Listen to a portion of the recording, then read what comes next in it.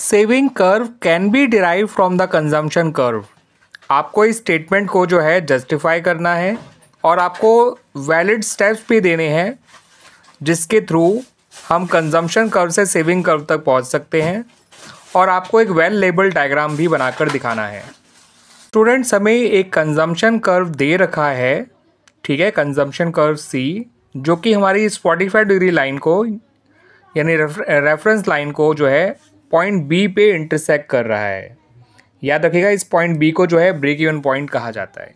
ये चीज़ हमें गिवन है, ठीक है, क्योंकि हमसे क्वेश्चन में ये कहा गया है कि अगर आपको कंजम्पशन कर्व पता हो तो उसे सेविंग कर्व कैसे डिराइव किया जाता है वो बताइए, है ना स्टूडेंट्स।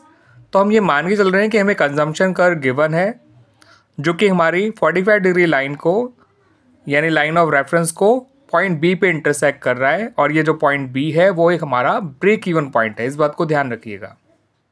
स्टूडेंट्स, आपको एक पॉइंट ए लेना है on the negative intercept of Y axis, और इस तरह से लेना है कि ये जो ओ ए हो वो इक्वल होना चाहिए ओ सी के, ठीक है स्टूडेंट्स।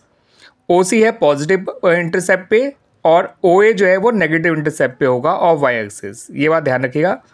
और याद रखिएगा, ओ ए और ओ सी दोनों आपस में इक्वल होने चाहिए, और ओ सी जो होता है वो ऑटोनोमस कंजम्पशन है, ठीक है स्टूडेंट्स।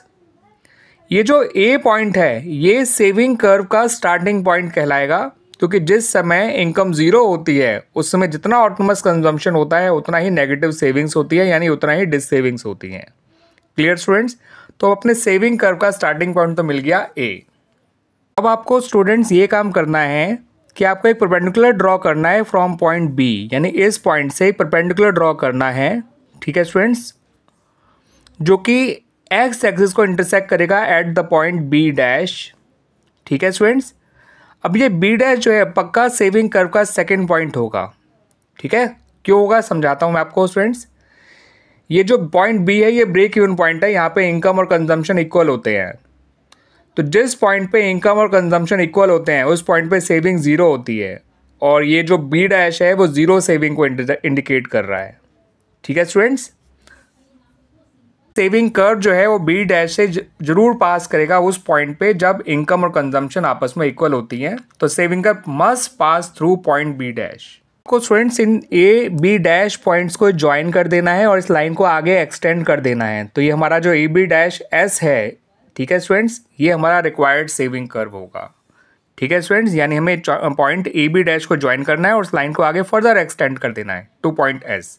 तो A B dash S is the required saving curve.